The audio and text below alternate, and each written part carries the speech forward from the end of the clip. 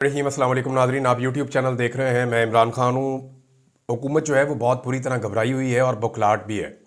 और इसमें हुकूमत करेगी क्या? देखें, ये हुकूमत जब भी आई है गुज़िश्ता 2.5 सालों में, ये अवामी मैंडेट के ख़िलाफ़ आई है। जब इन्होंने रजीम चेंज ऑपरेशन किया था अप्रैल 2022 में, तो तब भी ये घबराए हुए थे। इन्होंने हुकूमत तो बना ली थी, लेकिन एहतजाज की सूरत में, किसी भी अवामी तहरीक की सूरत में ये डरे और घबराए हुए रहते हैं। और उस वक्त भी फैसला इसलिए नहीं हो पाया कि पाकिस्तान तहरीक इंसाफ को निज़ाम के अंदर से उम्मीद रहती थी कि अदालतें कोई इंसाफ दे देंगी या सिस्टम के अंदर कहीं कोई गुंजाइश निकल आएगी और अवामी ताकत से हम इक़्तिदार में आ जाएंगे। लेकिन जब भी एहतजाज की कॉल दी गई तो इस हुकूमत ने बड़ी बदतरीन किस्म की फस्तायत का हर दफ़ा मुजाहरा किया, लोगों के ऊपर अटैक किया, चादर और चार दीवारी का तकद्दुस पामाल किया, बड़े पैमाने पर गिरफ्तारियां की गई, बेशुमार लोगों को टॉर्चर किया गया। अब तो ये रबड़ की गोलियां सीधी मारते हैं और स्टेट बुलेट भी फायर किए गए हैं। अभी कोयटा का वाकया आपके सामने, इससे पहले दीगर वाकयात आपके सामने हैं। लोगों को बहुत दफ़ा गोलियां लगी हैं। हुकूमत जो है वो बहुत बुरी तरह घबराई हुई है। हुकूमत के कैंपों की मैं आपको अंदर की खबर दे रहा हूँ कि हुकूमती लोग हमसे रब्ता करके पूछ रहे हैं कि क्या कोई इन्फॉर्मेशन है, पाकिस्तान तहरीक इंसाफ के लोग किस लेवल पे इस मामले को ले जाएंगे। क्योंकि जो ग्राउंड से इतलात आ रही हैं, लोग बहुत मोटिवेटेड हैं। जो आम पाकिस्तानी है वो इसको एक मौके की तरह देख रहा है। पाकिस्तानियों को लगता है कि इस रजीम से जान छुड़ाने का शायद इसके बाद उनके पास मौका ना आए। ये मौका है, इस रजीम से जान छुड़ाई जा सकती है। 2.5 साल से पाकिस्तान में जो खिचखिच चल रही है उसको हमेशा के लिए बंद करने का अवाम को एक मौका मिला है। अब हुकूमत जो है उसकी घबराहट बिल्कुल जायज़ है। अब घबराहट में हुकूमत करेगी क्या? हुकूमत घबराहट में ऑपरेशन करती है। हुकूमत घबराहट में अपनी स्टेट पावर जो है उसको इस्तेमाल करती है, रियासती ताकत का अंधा इस्तेमाल करती है, और यही वो करेंगे। इसके इशारे हुकूमत ने दे दिए और एस्टेब्लिशमेंट का आशीर्वाद हुकूमत के साथ है, बल्कि वो तो प्लानिंग के अंदर साथ शामिल होते हैं। तो अब जो है वो क्रैकडाउन शुरू किया गया है। लाहौर से क्रैकडाउन की इतलात आ रही हैं, पंजाब के मुख्तलिफ अजला से मजीद आ रही हैं। आज़ाद कश्मीर में भी क्रैकडाउन शुरू कर दिया गया है, जबकि गिरफ्तारियां और छापे पाकिस्तान तहरीक इंसाफ के कारकुनों पर हो रहे हैं, सवाए खैबर पख्तूनख्वा को छोड़कर। वहां उनकी हुकूमत है तो वहां पे उनके ऊपर क्रैकडाउन नहीं होता, लेकिन बाकी जगहों पे क्रैकडाउन हो रहा है। हुकूमत ताकत का पूरा इस्तेमाल करेगी, लेकिन एक हद से आगे नहीं जा पाएगी।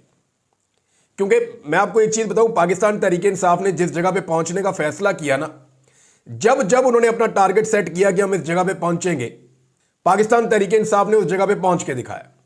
मिसाल के तौर पे जब इमरान खान साहब ने कहा कि डी चौक आएंगे, और माजी में भी एक दफा कहा था कि आएंगे 2014 में, तो उस वक्त जो कुछ चौधरी निसारदी खान ने किया वो सबको याद है, लेकिन वो पहुंच गए थे। 2022 में जब उन्होंने कहा कि डी चौक में आएंगे, पूरी रियासती ताकत लगी थी, उन्होंने कहा था पहुंचेंगे, वो पहुंच गए थे। उसके बाद जब जब इमरान खान ने जहां जहां जलसे का कहा, वो वहां उन्होंने पहुंच कर दिखाया। अभी फाइनली जो पाकिस्तान तहरीक इंसाफ जब जलसे कर रही थी तो तमाम जलसों में रुकावटें थी, लेकिन तहरीक इंसाफ ने उस जगह पे जाके अपने कदम रख के वीडियोस बना के इनके लोगों ने दिखाई कि हम यहां पे आ गए हैं। फाइनली डी चौक पे भी अभी अक्टूबर के अंदर पाकिस्तान तहरीक इंसाफ के लोग पहुंच गए थे, बहुत बड़ी तादाद में, लेकिन क़यादत के ना होने की वजह से सिचुएशन फिर किसी और तरफ चली गई।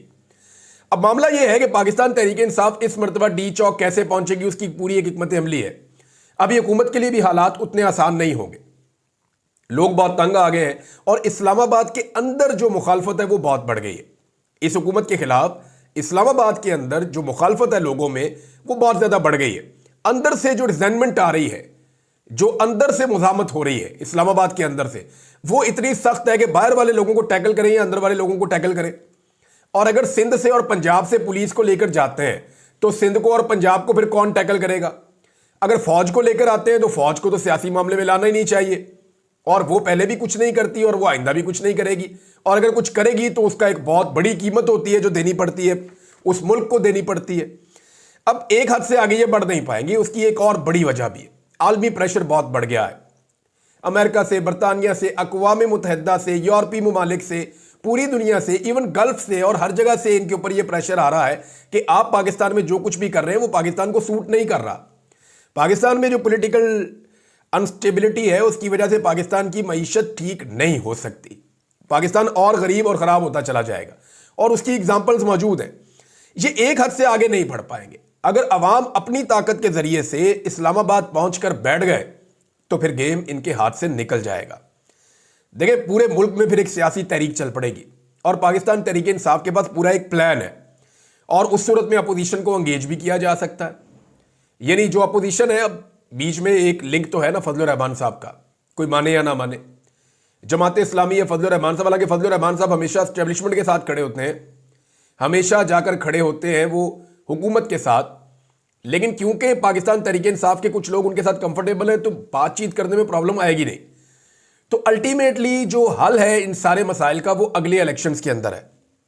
आलमी दबाव अगर बढ़ता है और पाकिस्तान में अगर पब्लिक अपना दबाव बढ़ाने में कामयाब हो जाती है, जो वो इस्लामाबाद में बढ़ाना चाह रहे हैं, पाकिस्तान तहरीक इंसाफ की प्लानिंग तो यही है, तो अगर ये दबाव बढ़ जाता है तो मामला एक नए इंतखाबात की तरफ जाएगा, क्योंकि मईशत मजीद बोझ नहीं उठा सकती, होगा यही। और आलमी प्रेशर जो है वो इसकी एक बहुत बड़ी वजह है। मैं आपको एक चीज़ बताऊं, ये जो क्रैकडाउन हो रहे हैं ना, इसकी पाकिस्तान तहरीक इंसाफ के लोगों को वीडियो जरूर बनानी चाहिए। जिसके घर के ऊपर भी क्रैकडाउन हो वो नहीं बना सकता, साथ वाला बनाए हमसाया उसका। कुछ भी करें, हर चीज़ की विजुअल बनाएं। आपके घरों में जो सीसीटीवी कैमरास लगे हुए हैं इन्हें ऑनलाइन करवाएं, और इनकी एक्सेस जो है वो किसी और जगह पे भी रखें।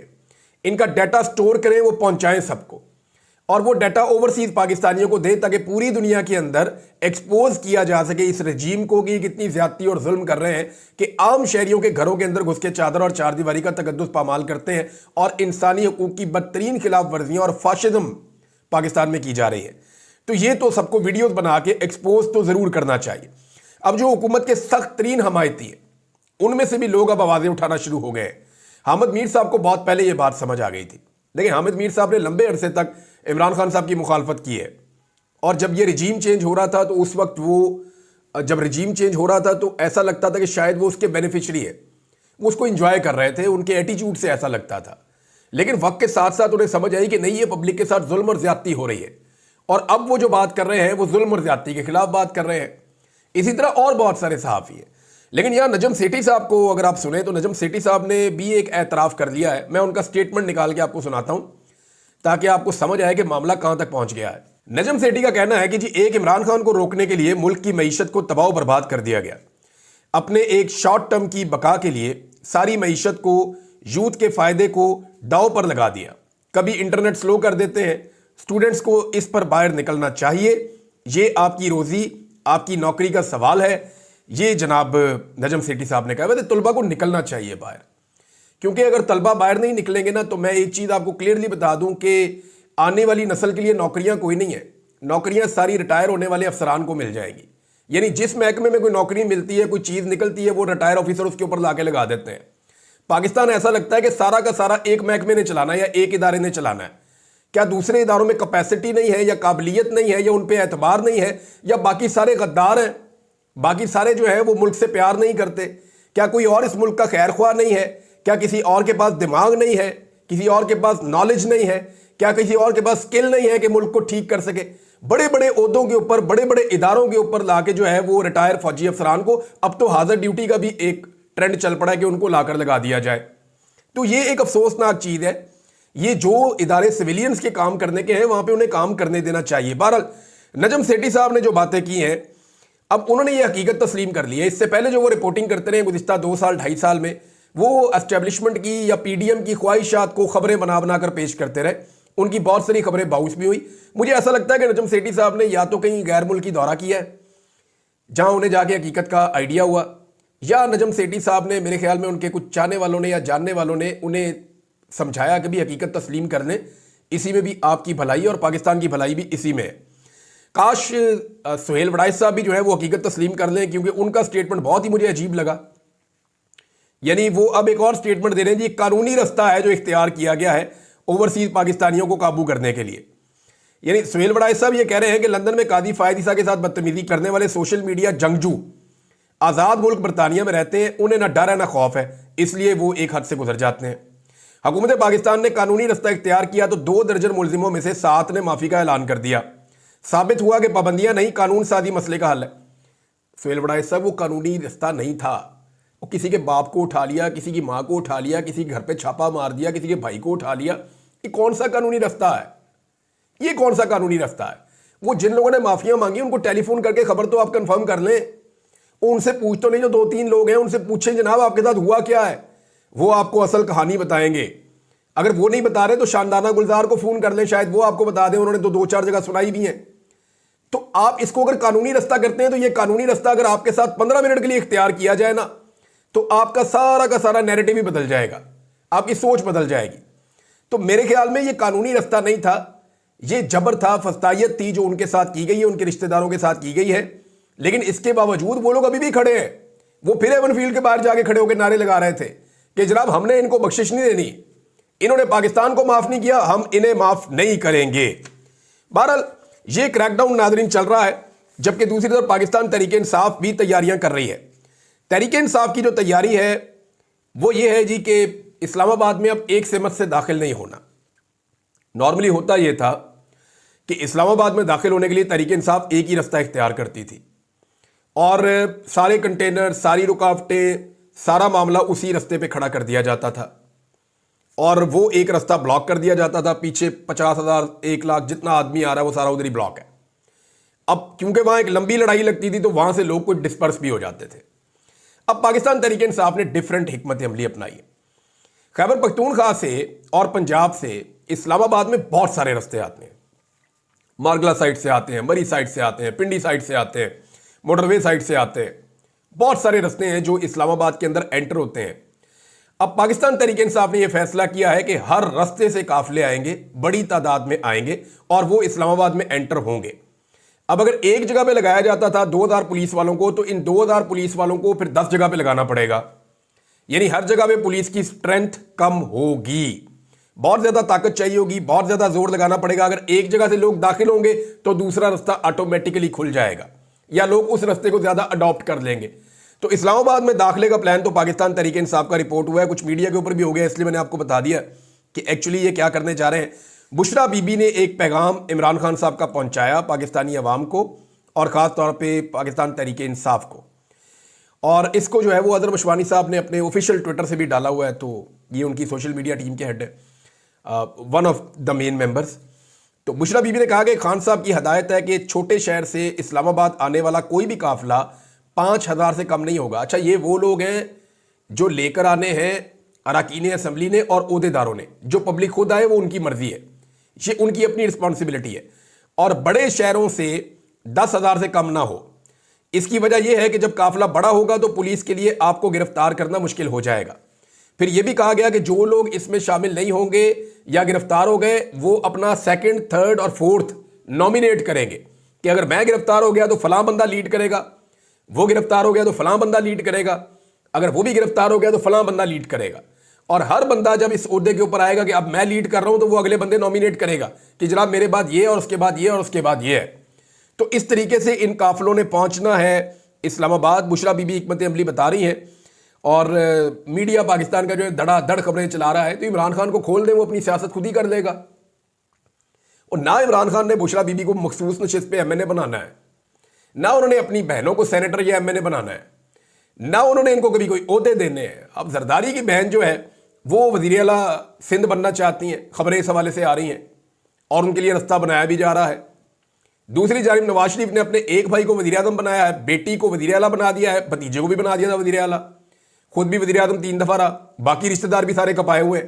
तो इमरान खान ने क्लियरली कहा कि मेरी फैमिली का कोई ताल्लुक सियासत से नहीं है, ये सिर्फ पैगाम रसानी कर रहे हैं और ये मामला आकर बता रहे हैं। और हर बीवी को पूरा हक है कि वो अपने खावंद की आज़ादी के लिए तहरीक चलाए।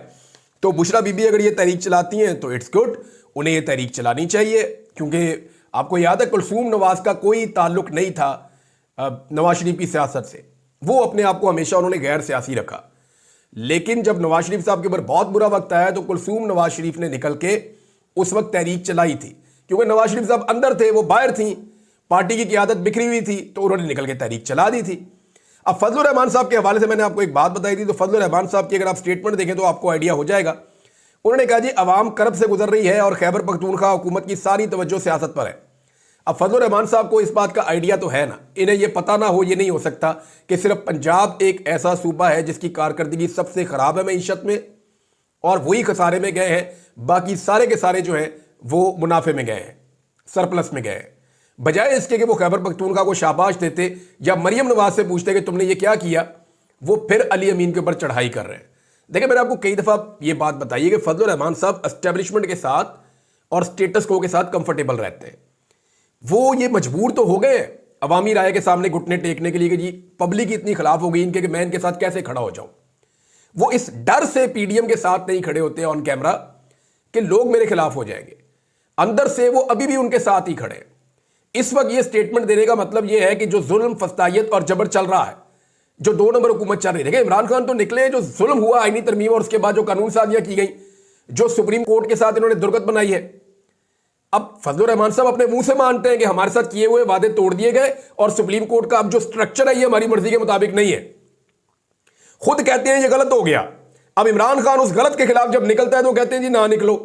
असल मामला यह है कि फजलुर रहमान साहब ने जो आईनी तरमीम करवाई है मिलकर इन हुक्मरानों के साथ, और उसके बाद बाकी जो कसर रह गई वो कानून साजी में पूरी हो गई है, तो फजलुर रहमान साहब ने जो आईनी तरमीम करवाई है उसकी प्रोटेक्शन भी फजलुर रहमान साहब कर रहे हैं। और पाकिस्तान तहरीक इंसाफ पहले भी उसके खिलाफ थी, वो फिर उसके खिलाफ निकल रही है। अभी अगर पाकिस्तान तहरीक इंसाफ के कुछ लोग समझते हैं कि फजलुर रहमान साहब को या बाकी जमातों को साथ मिलाकर तहरीक चलाई जाए तो ये मुमकिन नहीं है। देखिए पाकिस्तान तहरीक इंसाफ जब भी इलेक्शन होगा वो सबसे बड़ी जमात बन जाएगी। फजलुर रहमान साहब के लिए क्या फर्क पड़ेगा? आज उनको कुछ 6 सीटें उनके पास हैं, 6-7 सीटें उनके पास हैं। आज फर्ज करें 8 उनके एमएनए थे ना टोटल, 2 मखसूस हो गए, 6 उनके अपने। तो फजलुर रहमान साहब के पास आज अगर 8 उनके एमएनए मौजूद हैं तो अगर दोबारा इलेक्शन हो जाता है ये 8 भी नहीं होंगे। और अभी तो नवाज शरीफ और जरदारी और बाकी लोग फजलुर रहमान साहब की बातें मान लेते हैं, उनके काम शाम हो जाते हैं। इमरान खान तो किसी का काम ही नहीं करते, सियासी आदमी को तो वो फायदा देते ही नहीं, फजलुर रहमान को क्यों देंगे? तो फजलुर रहमान साहब के लिए इमरान खान से बहुत बेहतर ये हुकूमत है, इस बात को सारे समझें। वो इस हुकूमत को लंबा करना चाहेंगे बजाय इसके कि फौरी इलेक्शन हो और उसका फायदा इमरान खान साहब को हो जाए, वो ऐसा कभी नहीं चाहेंगे।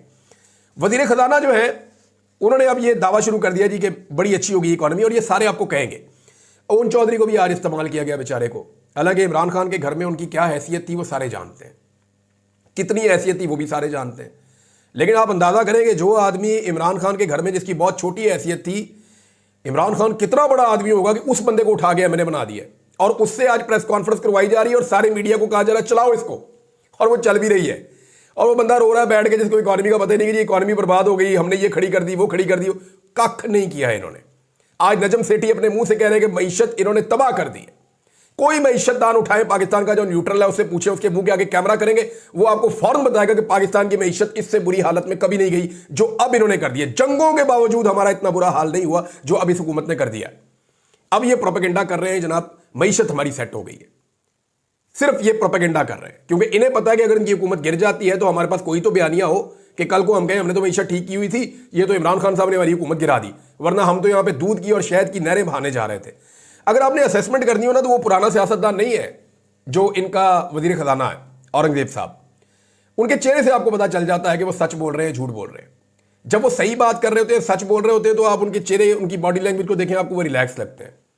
लेकिन जैसे ही वो ये कहते हैं ना मईशत बहुत अच्छी चल रही है, हमने टारगेट अचीव कर लिए, तो आप उनकी चेहरा देखा करें, उनके रंग उड़े होते हैं, हवाइयां उड़ी होती हैं कि यार ये मेरे से झूठ बुलवा रहे हैं, ये मेरे गले फट जाएगा। क्योंकि वजीर खजाना को ये ओहदा देते वक्त ना उनसे ये वादा किया गया था कि पॉलिटिकल स्टेबिलिटी हमारा काम है, वो हम आपको ला कर देंगे इस मुल्क में, आपने मईशत को खड़ा करना है। और वजीर खजाना ने भी यही कहा था कि पॉलिटिकल स्टेबिलिटी के बगैर ये नहीं होगा। अब हुआ ये है कि अपना वादा पूरा कर नहीं पा रहे, लेकिन वजीर खजाना के ऊपर दबाव डाला हुआ है कि नहीं नहीं आप बोलेंगे बहुत अच्छा चल रहा है। अब वो बेचारे झूठ बोलते हैं तो उनके चेहरे और बॉडी लैंग्वेज के ऊपर पता चल जाता है कि जनाब इनसे जबरदस्ती झूठ बुलवाया जा रहा है। तो अब सिचुएशन ये है कि हुकूमत रोकना चाहती है, अवाम आना चाहती है। मामला जो है वो थोड़े दिनों का रह गया है, दोनों तरफ से सख्त कोशिश हो रही है। आगे बढ़ते हैं, नेक्स्ट वीलॉग में कुछ चीजें और शेयर करता हूं। अब तक के लिए इतने, अपना ख्याल रखिएगा, अपने इस चैनल का भी। अल्लाह हाफिज।